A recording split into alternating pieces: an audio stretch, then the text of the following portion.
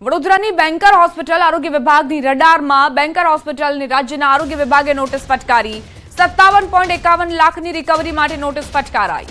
PMJAY હેઠળ થયેલી હેડ and નેકની સર્જરીના નિયમ વિરુદ્ધ હોવાનું જણાવાયું।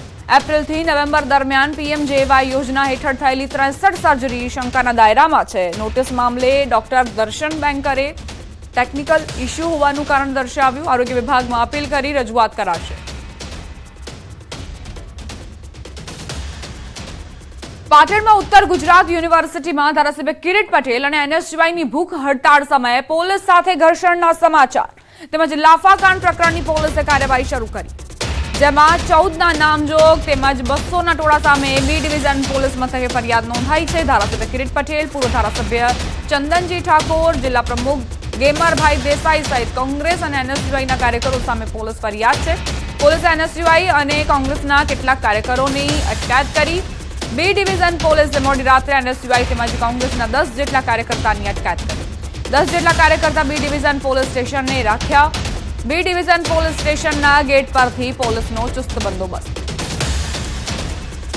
સંવાદદાતા અશરફ જોડાઈ ગયા છે વધુ જાણકારી સાથે।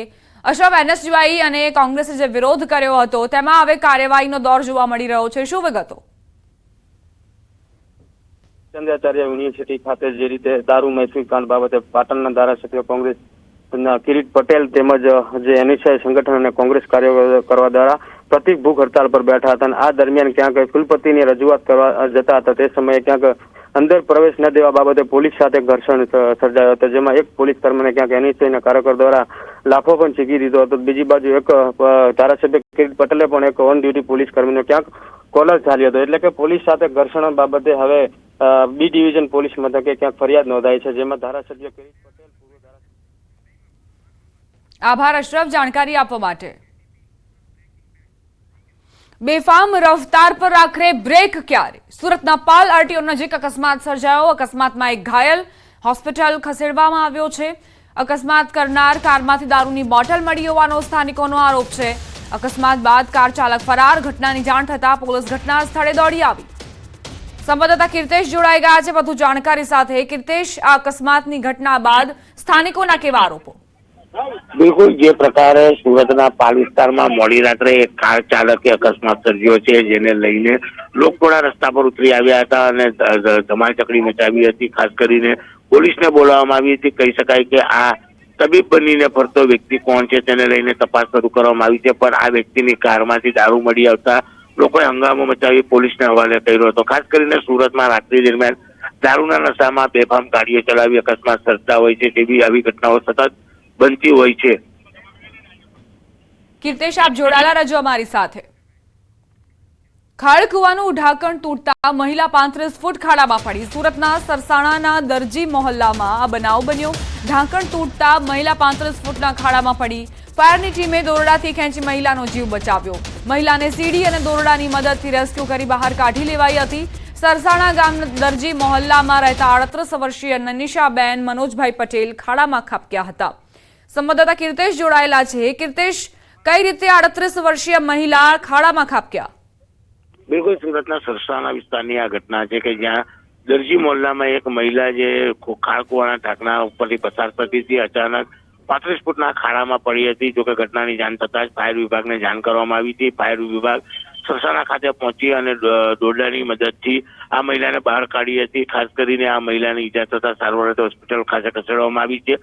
38 વર્ષીય આ મહિલા નેન્સીબેન છે કે જે ખાળકુવામાં ખાબકી હતી અને સમગ્ર ઘટનાને લઈને વિસ્તારમાં એક ભયનો માહોલ ફેલાયો હતો। ખાસ કરીને ફાયર વિભાગે સમય સૂચકતા વાપરી તાત્કાલિક ઘટના સ્થળે પહોંચીને દોરડાની મદદથી આ મહિલાને બહાર કાઢી હોસ્પિટલ ખાતે ખસેડી હતી।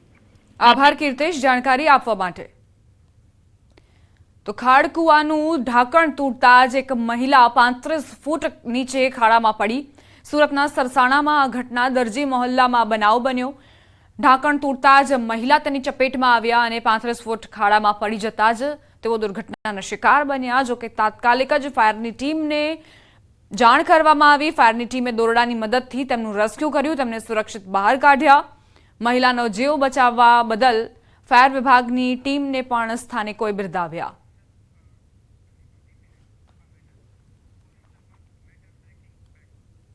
સમાચાર અમદાવાદથી ગૃહ રાજ્યમંત્રી હર્ષ સંઘવીનું નિવેદન અકસ્માતના કેસ ઝડપથી ચાલે તેવો પ્રયાસ ચાર્જશીટ પણ ઓછામાં ઓછા સમયમાં કરાશે ઝડપથી સજા થાય તો અકસ્માત ઘટશે પોલીસ કમિશનરને કડક કામ કરવા સૂચના આપું છું 10 દિવસ હાથમાં સ્લેટ પકડાવો સીધા થઈ જશે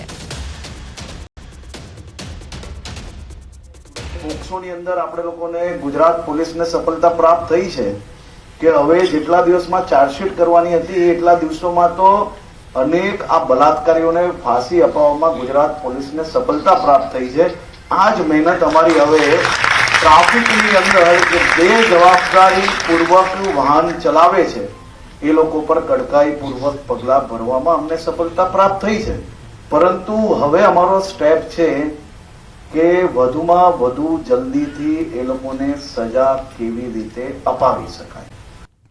કુવાનું ઢાંકણ તૂટતા મહિલા 35 ફૂટ ખાડામાં પડી સુરતના સરસાણાના દરજી મોહલ્લામાં આ બનાવ બન્યો ઢાંકણ તૂટતા મહિલા 35 ફૂટના ખાડામાં પડી ફાયરની ટીમે દોરડાથી ખેંચી મહિલાનો જીવ બચાવ્યો મહિલાને સીડી અને દોરડાની મદદથી રેસ્ક્યુ કરી બહાર કાઢી લેવાઈ હતી સરસાણા ગામના દરજી મોહલ્લામાં રહેતા 38 વર્ષીય નનિશાબેન મનોજભાઈ પટેલ ખાડામાં ખાબક્યા હતા. સંવાદદાતા કીર્તેશ જોડાયેલા છે. કીર્તેશ, કઈ રીતે 38 વર્ષીય મહિલા ખાડામાં ખાબક્યા?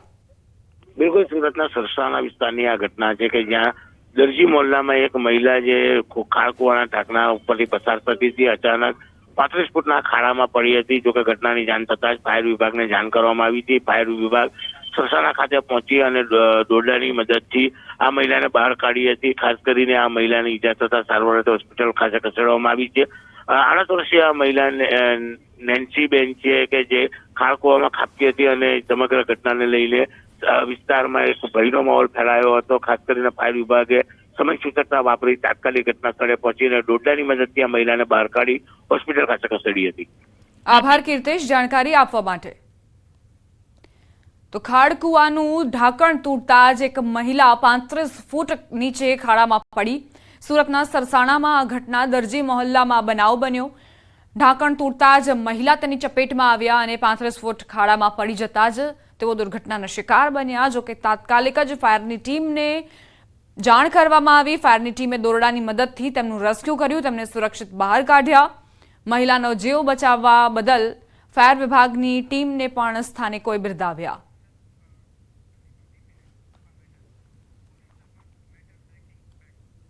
સમાચાર અમદાવાદથી ગૃહ રાજ્યમંત્રી હર્ષ સંઘવીનું નિવેદન અકસ્માતના કેસ ઝડપથી ચાલે તેવો પ્રયાસ ચાર્જશીટ પણ ઓછામાં ઓછા સમયમાં કરાશે ઝડપથી સજા થાય તો અકસ્માત ઘટશે પોલીસ કમિશનરને કડક કામ કરવા સૂચના આપું છું 10 દિવસ હાથમાં સ્લેટ પકડાવો સીધા થઈ જશે. પોક્સોની અંદર આપણે લોકોને ગુજરાત પોલીસને સફળતા પ્રાપ્ત થઈ છે કે હવે જેટલા દિવસમાં ચાર્જશીટ કરવાની હતી એટલા દિવસોમાં તો અનેક આ બલાત્કારીઓને ફાંસી અપાવવામાં ગુજરાત પોલીસને સફળતા પ્રાપ્ત થઈ છે.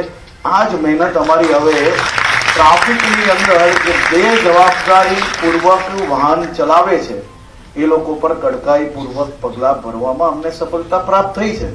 પરંતુ હવે અમારો સ્ટેપ છે કે વધુમાં વધુ જલ્દીથી એ લોકોને સજા કેવી રીતે અપાવી શકાય.